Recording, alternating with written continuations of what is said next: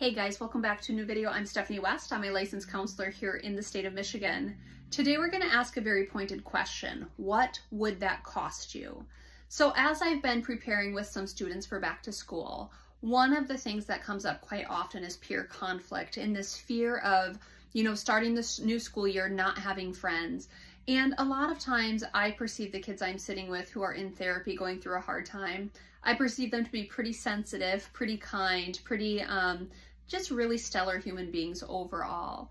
And so when they say to me like, I don't get along with so-and-so, so-and-so's angry with me, they talk maliciously about me, they're unkind about other people, but I'm scared of what does it mean to kind of sit in a classroom with them. One question I'll ask them is I'll say, well, what would it take to be that person's friend? And they'll be like, well, I don't want to be that person's friend. They're not nice. They're very unkind to others. They treat others poorly. They talk poorly about others. And I said, okay, what would be the cost to you to become their friend? Well, I'd have to talk poorly about people. I'd have to gossip. I'd have to, probably do embarrassing things or be embarrassed by some of the behaviors going on. I would, be really uncomfortable because other kids would hate me because I would be being a jerk. And I don't want to do that. And I say, exactly. It's really nice to be liked. Of course it is. There's comfort in that. We are, at the survivalist level, we want to be embraced by our community.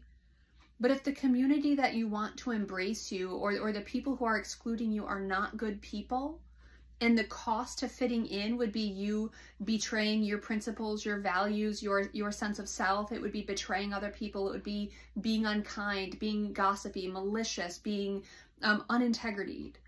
If that's the price you'd have to pay to fit in, maybe fitting in isn't the answer. Maybe people pleasing isn't the answer. Maybe getting their affection, these people who are less than reputable, maybe that's not the way we navigate the world. Now, it would be uncomfortable to try to fit in over there, and it's going to be uncomfortable to navigate the distress that someone doesn't like us. But I bet if we navigate the distress that someone doesn't like us and we grow okay with that, I bet that's a significantly better way to go to bed at night and lay our head on our pillow and be okay with life than betraying ourselves and betraying others by trying to win people over who aren't for our good. The cost of trying to be liked by everyone is a high, high price tag. Because to be liked, some people would ask us to do potentially really reprehensible things. They would ask us to step outside of our characters, out of our convictions, out of our values, out of our priorities. And they might make requests of us that are just really, really not good. So I'm sitting with my students and I say, hey, I get it. It's hard. Navigating, the school hallways is hard. I'm going to say to you who are employed, navigating the employee break room might be difficult, especially if you feel like you're a square peg in a round hole. But what would be the price you'd have to pay to fit in? How might you have to betray yourself? How might you have to betray others to try to fit in and try to be one of the cool kids or to be well liked or to please everyone?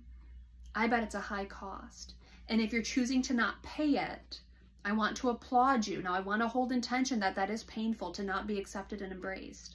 But if the cost of being accepted and embraced is betrayal to yourself or betrayal to others, I want you to at least observe that you're doing the thing that is congruent with your character. And while it might be painful, it is significantly better than trying to pay the high cost of what it might be to actually fit into all the places.